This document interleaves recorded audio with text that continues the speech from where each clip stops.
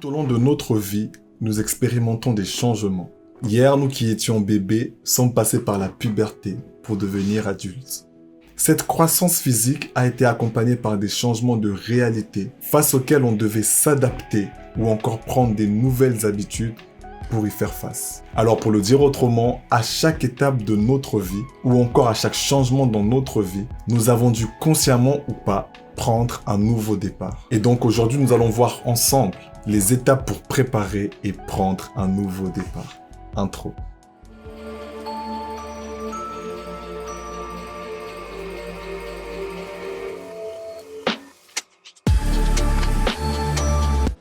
Shalom, shalom, Botenabino, bonjour, bonsoir, j'espère que vous allez bien et bienvenue sur la chaîne Le Pain de Vie.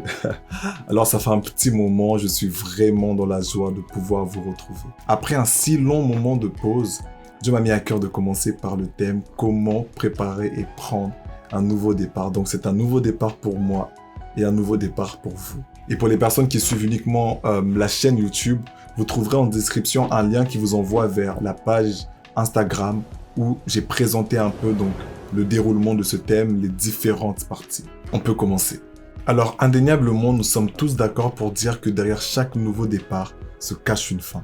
Mais malheureusement, souvent lorsqu'on parle de fin, nous sommes nombreux à nous imaginer forcément une fin négative, telle qu'un échec scolaire, un échec professionnel, un deuil, une rupture amoureuse ou encore une mauvaise expérience. Personnellement, je fais partie des personnes qui pensent qu'il existe aussi des fins positives. Par exemple, finir ses études et entrer dans le monde professionnel. Ou encore le changement d'un métier, le désir de changer de milieu, commencer une nouvelle relation amoureuse, ou plus important encore, développer sa relation avec Dieu. Mais la bonne nouvelle est que peu importe le type de fin auquel tu fais face, aujourd'hui tu es conscient que tu dois prendre un nouveau départ. Et raison pour laquelle dans cette vidéo nous allons partager les étapes et donner des conseils pour mener à bien cette initiative. Et pour une meilleure compréhension, nous allons utiliser un support, un exemple, un cas. Alors, disons que cela fait 7 ans que je suis célibataire et que dans mon célibat, je rencontre une jeune femme. En parlant avec elle, je me rends compte qu'elle peut potentiellement me correspondre et qu'un désir de me rapprocher ou encore de la connaître un peu plus intimement commence à monter dans mes pensées. En gros, je veux me mettre en couple avec elle. Et heureusement, je sais que passer du célibat à une relation amoureuse est en réalité un nouveau départ qu'il faut prendre le temps de préparer. Et donc, avant de tenter quoi que ce soit, je me pose et je me demande comment est-ce que je peux préparer ce nouveau départ? Comment est-ce que je peux gérer cette transition entre le célibat et une relation? Voilà.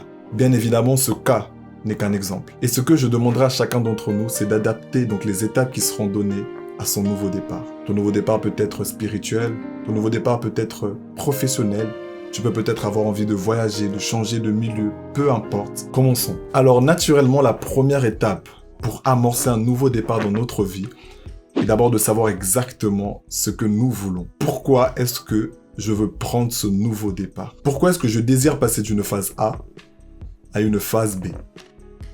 En d'autres termes, il s'agit d'avoir des objectifs clairs, car en définissant exactement ce que nous voulons, nous pourrons déterminer ce que nous voulons entreprendre, mais aussi préciser quels changements nous sommes capables d'opérer. Donc, avant de se lancer et de faire des plans sur la comète, il est important de construire des bases solides à notre projet pour pouvoir établir le plan d'action approprié. Prenons l'exemple que j'ai donné tout à l'heure. Donc, je veux passer du célibat à une relation de couple. Je suis actuellement dans la phase A, célibataire, et je désire passer dans la phase B, une relation de couple.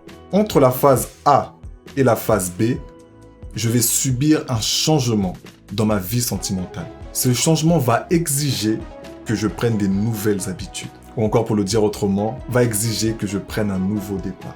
Ah oui, j'ai posté sur Instagram une vidéo pour répondre à la question « Pourquoi et quand prendre un nouveau départ ?»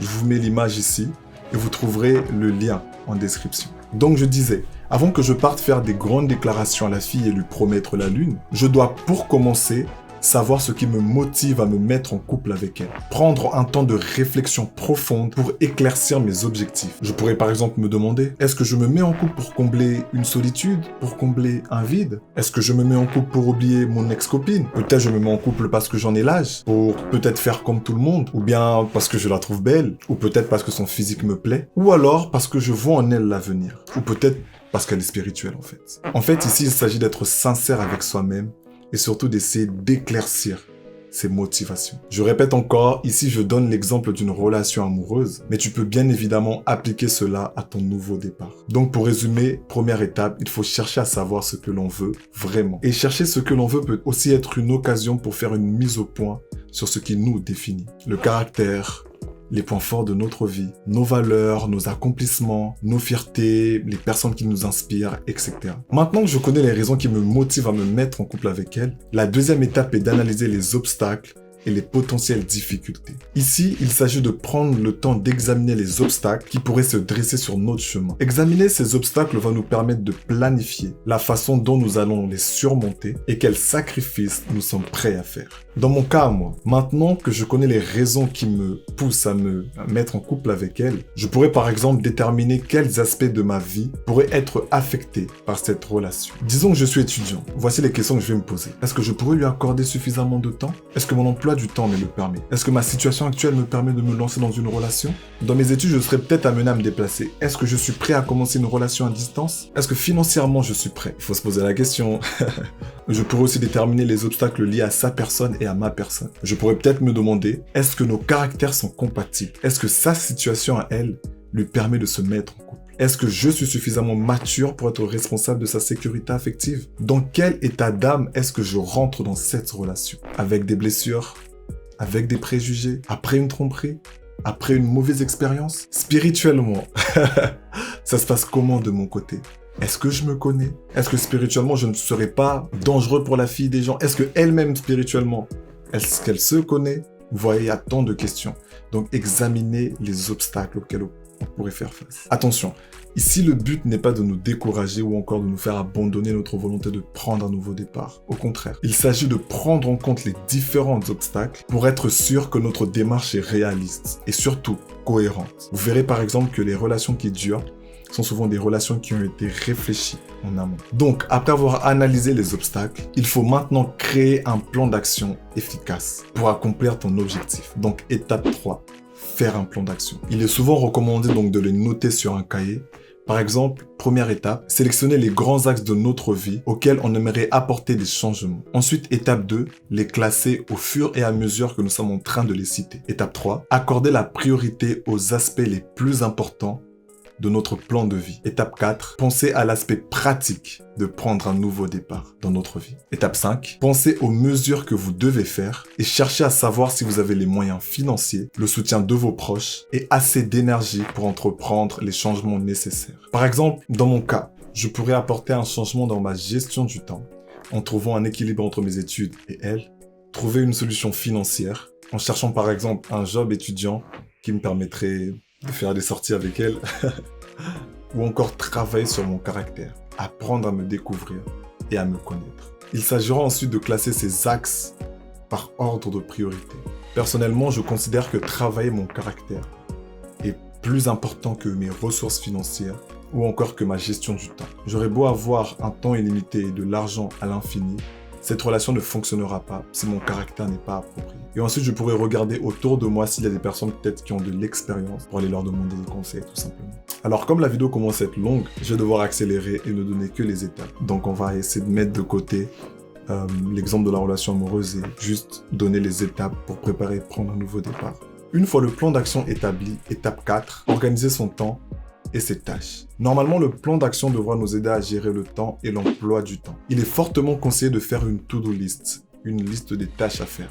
Une to-do list pour suivre la progression et la direction que prend le nouveau départ. Souvent, il est préférable donc de se faire une to-do list quotidien pour ne pas être surchargé. Il s'agit d'avancer petit à petit pour ne pas être dépassé par les activités à faire, à réaliser. Sache que tu ne fais la course avec personne, donc simplifie-toi la vie. Sans tomber dans la procrastination, bien sûr.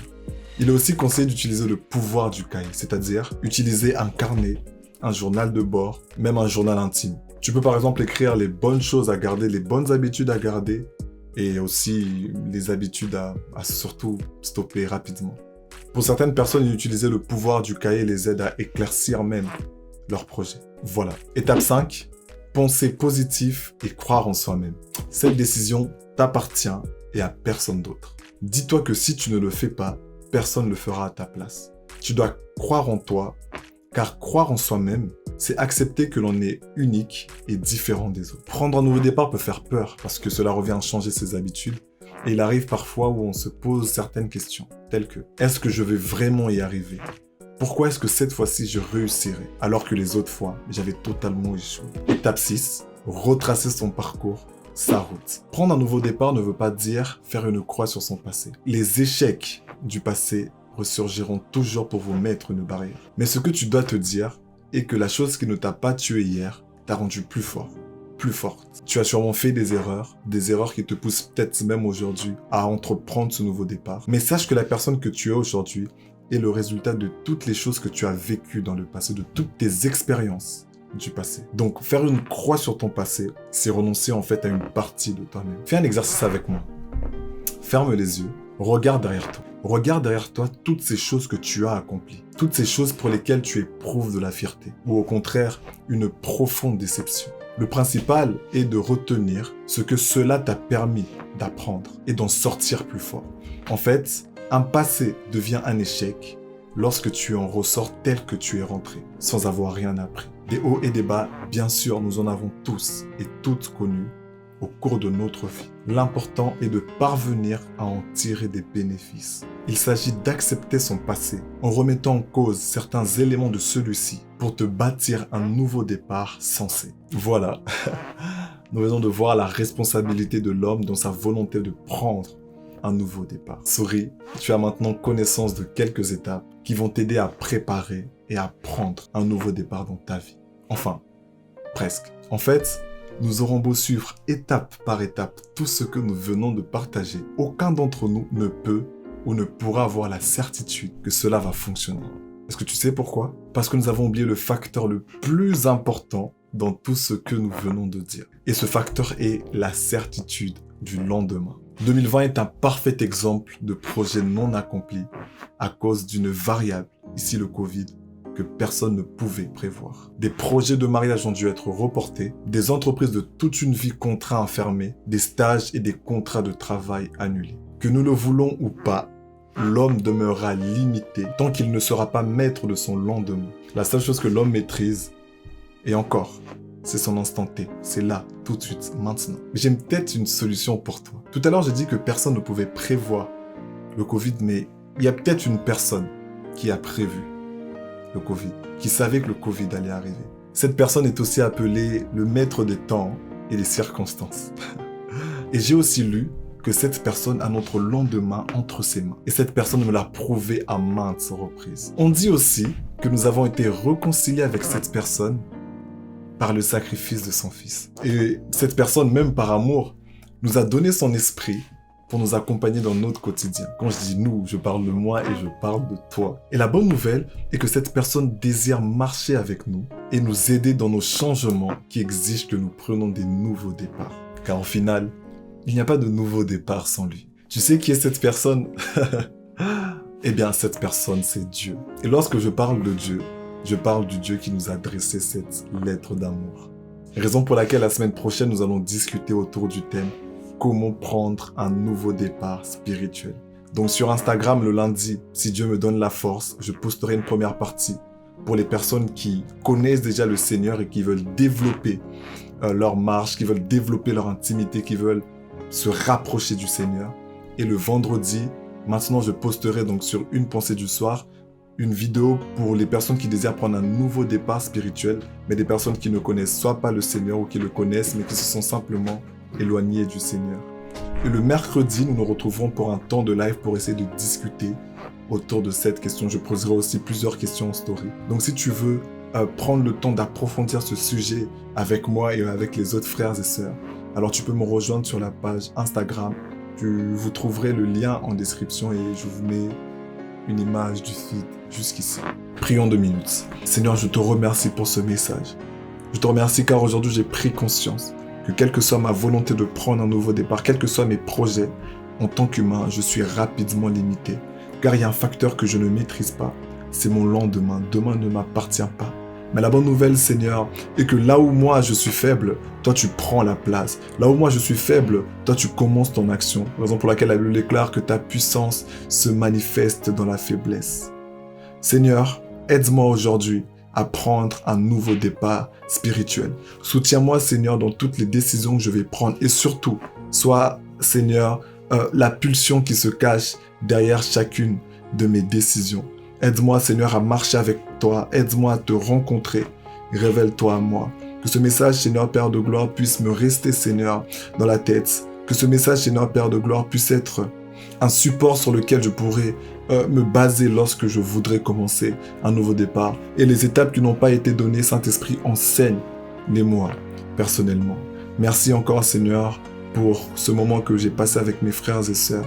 Au nom puissant de Jésus. Amen.